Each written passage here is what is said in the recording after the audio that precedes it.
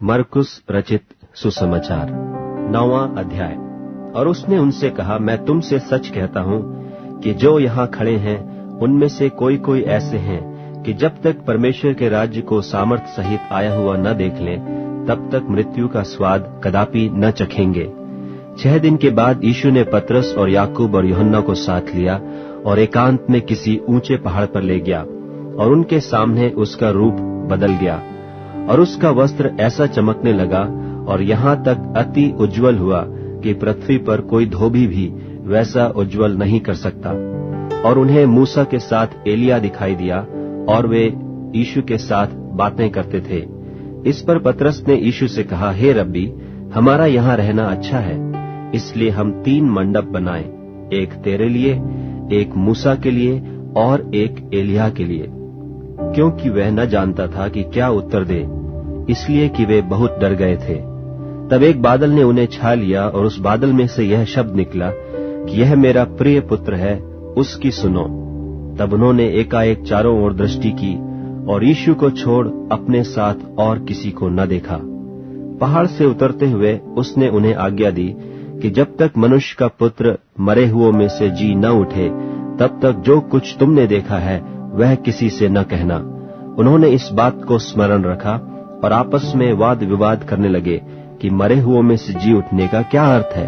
और उन्होंने उससे पूछा, शास्त्री क्यों कहते हैं कि एलिय्याह का पहले आना अवश्य है? उसने उन्हें उत्तर दिया कि एलिय्याह सचमुच पहले आकर सब कुछ सुधारेगा, परंतु मनुष्य के पुत्र के विषय में यह क्यों लिखा है कि वह बहुत दुख उठाएगा और तुच्छ गिना जाएगा? परंतु मैं तुमसे कहता हूं कि एलिय्याह तो आ चुका, और जैसा उसके विषय में लिखा है उन्होंने जो कुछ चाहा उसके साथ किया। और जब वह चेलों के पास आया तो देखा कि उनके चारों ओर बड़ी भीड़ लगी है और शास्त्री उनके साथ विवाद कर रहे हैं। और उसे देखते ही सब बहुत ही आश्चर्य करने लगे और उसकी ओर दौड़कर उससे नमस्कार किया। उसने उनसे पूछा, तुम इनसे क्या विवाद कर रहे हो? भीड़ में से एक ने उसे उत्तर दिया कि हे गुरु, मैं अपने पुत्र को जिसमें गूंगी आत्मा समाई है तेरे पास लाया था। जहाँ कहीं वह उसे पकड़ती है वहीं पटक देती है, और वह मुंह में फेन भर लाता और दांत पीसता और सूखता जाता है। और मैंने तेरे चेलों से कहा था कि वे उसे निकाल दें, परंतु वह निकाल न सके। यह सुनकर उसने उनसे उत्तर देके कहा कि हे अविश्वासी लोगों, मैं कब तक तुम्हारे साथ रहूंगा और कब तक तुम्हारी सहूंगा? उसे मेरे पास लाओ। तबे उसे उसके पास ले आए, और जब उसने उसे देखा तो उस आत्मा ने तुरंत उसे मरोड़ा और वह भूमि पर गिरा और मुंह से फेन बहाते हुए लौटने लगा। उसने उसके पिता से पूछा कि इसकी यह दशा कब से है? उसने कहा, बचपन से। उसने इसे नाश करने के लिए कभी आग और कभी पानी में गिराया। परंतु यदि तू कुछ कर सके तो हम पर तरस खाकर हमारा उपकार कर। यीशु ने उससे कहा, यदि तू कर सकता है यह क्या बात है? विश्वास करने वाले के लिए सब कुछ हो सकता है। बालक के पिता ने तुरंत गिड़गिड़ाकर कहा, हे प्रभु, मैं विश्वास करता हूँ, मेरे अविश्वास का उपाय कर। जब यीशु ने देखा कि लोग दौड़कर भीड़ लगा रहे हैं तो उसने अशुद्ध आत्मा को यह कहकर डांटा कि हे गूंगी और बहिरी आत्मा, मैं तुझे आज्ञा देता हूँ, उसमें से निकल आ और उसमें फिर कभी प्रवेश न कर। तब वह चिल्लाकर और उसे बहुत मरोड़कर निकल आई, और बालक मरा हुआ सा हो गया। यहाँ तक कि बहुत लोग कहने लगे कि वह मर गया, परंतु यीशु ने उसका हाथ पकड़ के उसे उठाया और वह खड़ा हो गया। जब वह घर में आया तो उसके चेलों ने एकांत में उससे पूछा, हम उसे क्यों न निकाल सके? उसने उनसे कहा कि यह जाति बिना प्रार्थना किसी और उपाय से निकल नहीं सकती। फिर वे वहां से चले और गलील में होकर जा रहे थे, और वह नहीं चाहता था कि कोई जाने, क्योंकि वह अपने चेलों को उपदेश देता और उनसे कहता था कि मनुष्य का पुत्र मनुष्यों के हाथ में पकड़वाया जाएगा और वे उसे मार डालेंगे, और वह मरने के 3 दिन बाद जी उठेगा। पर यह बात उनकी समझ में नहीं आई और वे उससे पूछने से डरते थे।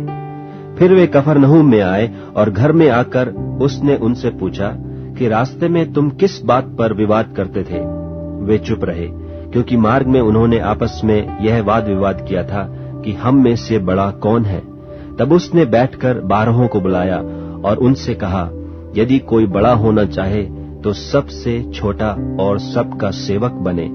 और उसने एक बालक को लेकर उनके बीच में खड़ा किया और उसे गोद में लेकर उनसे कहा, जो कोई मेरे नाम से ऐसे बालकों में से किसी एक को भी ग्रहण करता है वह मुझे ग्रहण करता है, और जो कोई मुझे ग्रहण करता वह मुझे नहीं वरन मेरे भेजने वाले को ग्रहण करता है। तब यूहन्ना ने उससे कहा, हे गुरु, हमने एक मनुष्य को तेरे नाम से दुष्ट आत्माओं को निकालते देखा और हम उससे मना करने लगे, क्योंकि वह हमारे पीछे नहीं हो लेता था। यीशु ने कहा, उसको मत मना करो, क्योंकि ऐसा कोई नहीं जो मेरे नाम से सामर्थ का काम करे और जल्दी से मुझे बुरा कह सके, क्योंकि जो हमारे विरोध में नहीं वह हमारी ओर है। जो कोई एक कटोरा पानी तुम्हें इसलिए पिलाए कि तुम मसीह के हो, तो मैं तुमसे सच कहता हूँ कि वह अपना प्रतिफल किसी रीति से न खोएगा। पर जो कोई इन छोटों में से जो मुझ पर विश्वास करते हैं किसी को ठोकर खिलाए, तो उसके लिए भला यह है कि एक बड़ी चक्की का पाट उसके गले में लटकाया जाए और वह समुद्र में डाल दिया जाए। यदि तेरा हाथ तुझे ठोकर खिलाए तो उसे काट डाल। टुंडा होकर जीवन में प्रवेश करना तेरे लिए इससे भला है कि 2 हाथ रहते हुए नरक के बीच उस आग में डाला जाए जो कभी बुझने की नहीं। और यदि तेरा पांव तुझे ठोकर खिलाए तो उसे काट डाल। लंगड़ा होकर जीवन में प्रवेश करना तेरे लिए इससे भला है कि 2 पांव रहते हुए नरक में डाला जाए। और यदि तेरी आंख तुझे ठोकर खिलाए तो उसे निकाल डाल। काना होकर परमेश्वर के राज में प्रवेश करना तेरे लिए इससे भला है कि 2 आंख रहते हुए तू नरक में डाला जाए, जहां उनका कीड़ा नहीं मरता और आग नहीं बुझती, क्योंकि हर एक जन आग से नमकीन किया जाएगा। नमक अच्छा है, पर यदि नमक की नमकीनी जाती रहे तो उससे किससे स्वादित करोगे?